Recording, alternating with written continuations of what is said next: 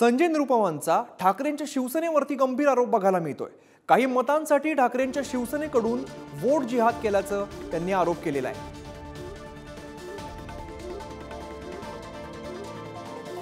तर संजय निरुपम यांनी नेमकं काय ट्विट केलंय ते पाहूया। युपीतून सुरू झालेलं वोट जिहाद आता महाराष्ट्रात म्हणालंय। ठाकरेंची शिवसेना मशीद मौलानांना वोट जिहादचं आवाहन करत दबाव टाकते। हा खूप भयानक ट्रेंड आहे, यामुळे हिंदू मुस्लिम यांच्यात भयंकर द्वेष निर्माण होईल। ठाकरेंची शिवसेना काही मतांसाठी मुंबईत दंगली घडवू पाहते का, असा सवाल सुद्धा त्यांनी उपस्थित केलाय। तर मातोश्रीत राहणाऱ्यांना मुंबईत 1992-93 सारखी परिस्थिती पुन्हा करायची आहे का, असा सवाल सुद्धा निरुपम यांनी उपस्थित केलाय। तर वोट जिहादच्या नादात असं काही घडलं तर मुंबई पोलिसांनी तयारीत राहावं। सगळ्यात पहिल्यांदा मातोश्रीवाल्यांना अटक करावी लागेल, असं संजय निरुपम म्हणतात।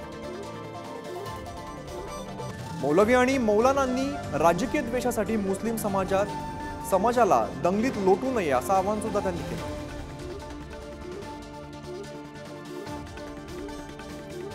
तर असं ट्विट आता संजय निरुपम यांनी केलेलं बघायला मिळत आहे। संजय निरुपम यांनी ठाकरेंच्या शिवसेनेवरती गंभीर आरोप केलेला आहे।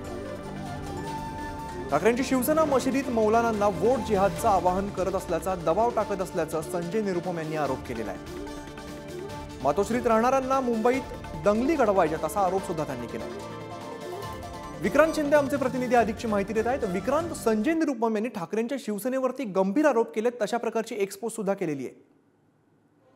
अमित, खरं तर संजय निरुपम यांनी ही जी भूमिका एक्सपोजच्या द्वारे मांडली आहे त्याच्यामध्ये सगळ्यात महत्त्वाचा भाग असा की त्यांनी एक व्हिडिओ जो सध्या सोशल मीडियावर फिरतोय असा त्यांचा दावा आहे, त्या संदर्भात त्यांनी ही भूमिका मांडलेली आहे। सगळ्यात महत्त्वाचा मुद्दा त्यांनी ही जी भूमिका मांडली आहे त्यातला सगळ्यात महत्त्वाचा मुद्दा म्हणजे त्यांनी थेट मातोश्रीकडे बोट दाखवलेलं आहे।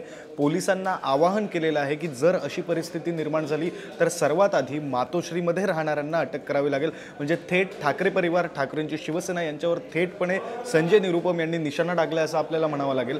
हा व्हिडिओ जो सोशल मीडियावर फिरतोय असं संजय निरुपम यांचा दावा आहे, तो व्हिडिओ आतापर्यंत आपण पाहिलेला नाहीये। मात्र असं असलं तरी सुद्धा त्यांनी केलेला दावा सुद्धा पूर्णपणे फेटाळता येत नाही। त्यांनी जे आरोप केलेत किंवा त्यांनी जी भाकीतं केलीत असं आपण म्हणू शकतो। प्रवीण दरेकर आपल्या सोबत आहेत। प्रवीणजी, संजय निरुपम यांनी ठाकरेंच्या शिवसेनेवरती गंभीर आरोप केलेला आहे। काही मतांसाठी ठाकरेंच्या शिवसेनेकडून वोट जिहाद केल्याचा त्यांनी आरोप केलेला आहे।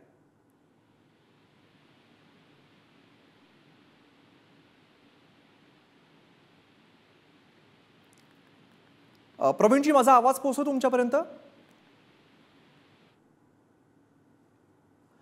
तर पुन्हा एकदा आपण जाऊया, आमचे प्रतिनिधी विक्रांत आपल्या सोबत आहेत। विक्रांत, ठाकरेंच्या शिवसेनेवरती गंभीर आरोप बघायला मिळतोय।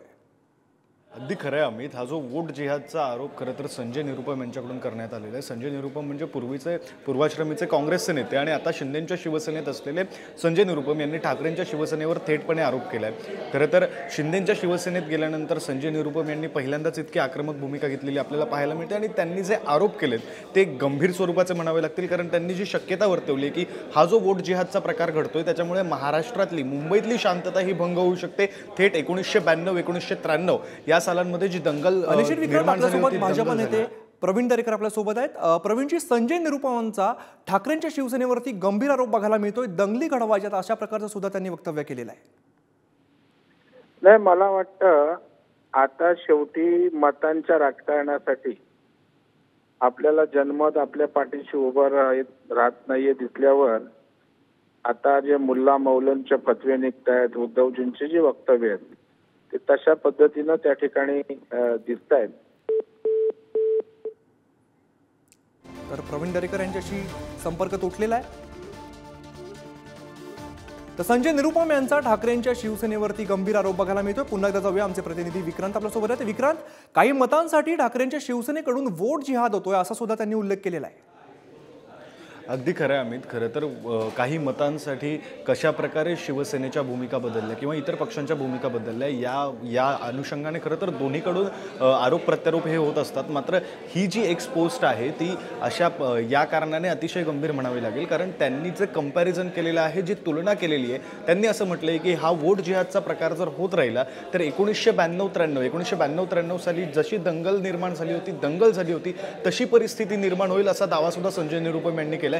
त्याच्यामुळे त्यांची ही जी एक्स पोस्ट आहे ती अतिशय गांभीर्याने घ्यावी लागेल, गंभीर म्हणावी लागेल. आणि अशी गंभीर परिस्थिती निर्माण झाली तर त्यासाठी मातोश्रीमध्ये राहणारे लोक जबाबदार असतील असं त्यांनी थेटपणे या एक्स पोस्टमध्ये म्हटलंय. त्यांनी थेट ठाकरे परिवाराकडे बोट दाखवले, सोबतच पोलिसांना सुद्धा आवाहन केलंय की अशी परिस्थिती निर्माण होणार असेल तर पोलिसांनी सज्ज राहावं आणि सगळ्यात आधी मातोश्रीमध्ये राहणाऱ्या लोकांवर कारवाई करावी लागेल असं सुद्धा त्यांनी म्हटलंय. त्यामुळे थेट ठाकरेंवर टीका करणारी, ठाकरेंवर निशाणा टाकणारी अशी ही संजय निरुपम यांची एक्स पोस्ट म्हणावी लागेल. अमित, विक्रांत, जसं तुम्ही म्हणालात तसंच 1992-93 सारखी परिस्थिती निर्माण करायची का असा सुद्धा सवाल त्यांनी उपस्थित केलाय आणि गंभीर आहे हा सवाल.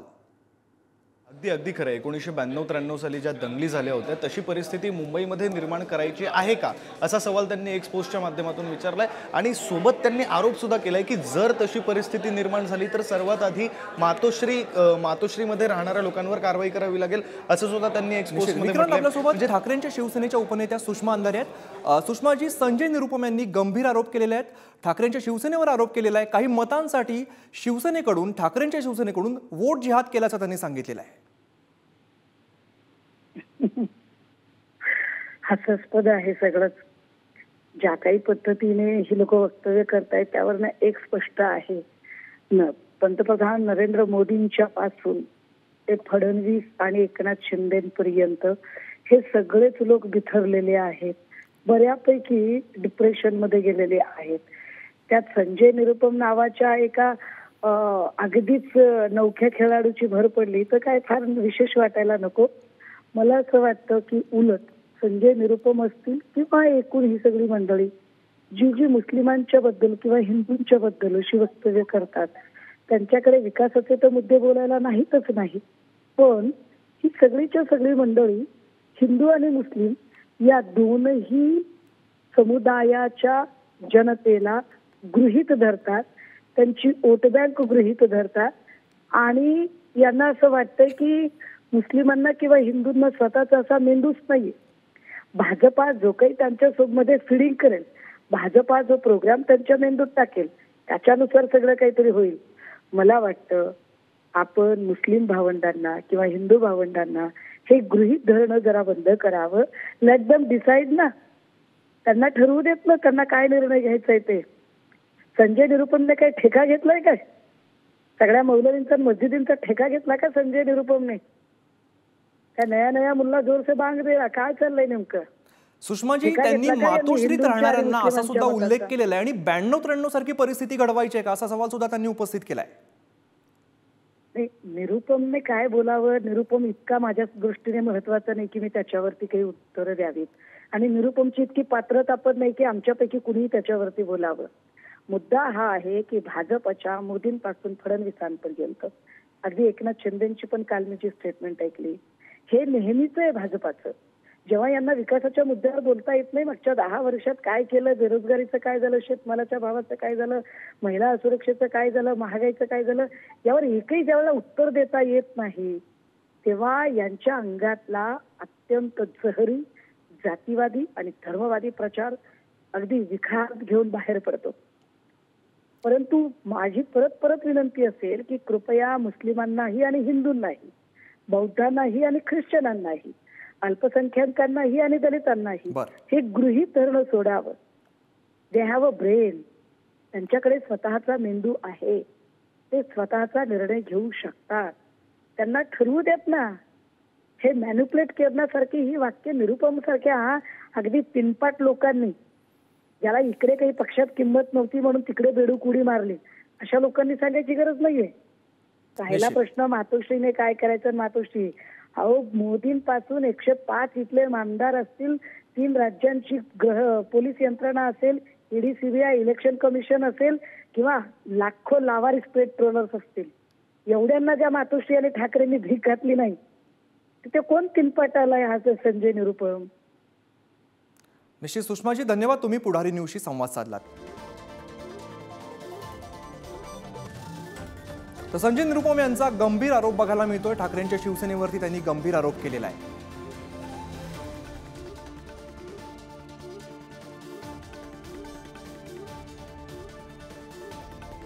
तर आपल्यासोबत विक्रांत शिंदे आमचे प्रतिनिधी होते, त्यांना सुद्धा आभार. तुम्ही संवाद साधला त्याबद्दल.